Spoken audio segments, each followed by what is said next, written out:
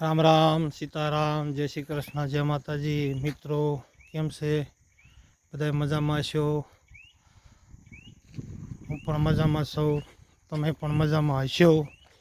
અને આજે આપણે છે ને આંબા વિશેની માહિતી લેવાની છે. અને એનો ગ્રોથ કેવો છે, શું છે, એમાં ફૂટ કેવી છે. હવે આંબા શિયાળાની ઠંડી પડવા માંડી છે એટલે ધીમે ધીમે ફૂટવા માંડ્યા છે.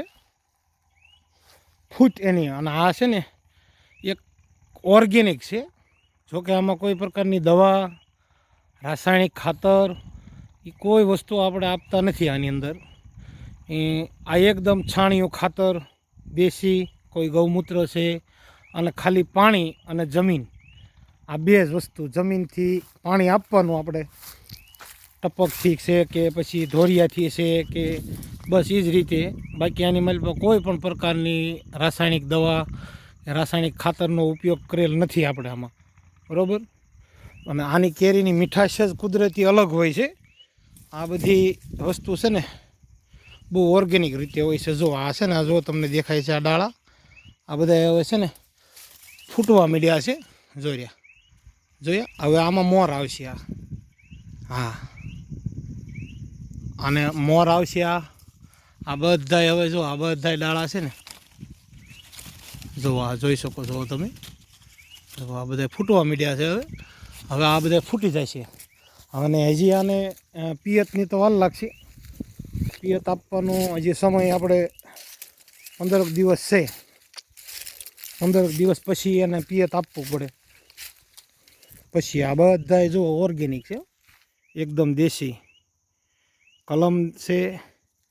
કેસર આંબા પણ પદ્ધતિ જૂની, દેશી, કોઈ પણ રાસાયણિક ખાતર નહીં, દવા નહીં, કોઈ પણ વસ્તુ નહીં એની માલપા.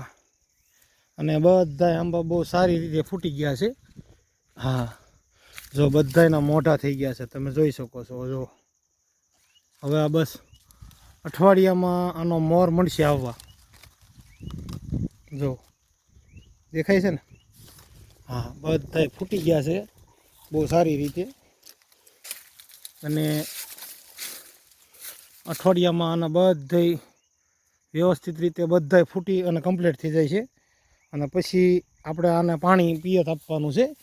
મતલબમાં પાણી, પછી એમાં કોઈ પણ જાતની દવા કે કાંઈ ઉમેરવાનું નથી. એ હાવ પાણીથી અને છાણિયું ખાતર અને ગૌમૂત્ર.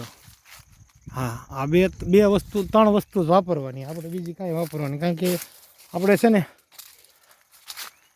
આ ઘરે ખાવા માટે બનાવીએ છીએ. હા, પ્યોર દેશી. આમાં કોઈ પણ પ્રકારનું ખાતર નહીં, દવા નહીં, યુરિયા, ડીએપી, કોઈ રાસાયણિક દવા નહીં. જો તમે જોઈ શકો છો, આ સંપૂર્ણપણે ફૂટી અને કમ્પ્લીટ થઈ ગયો છે.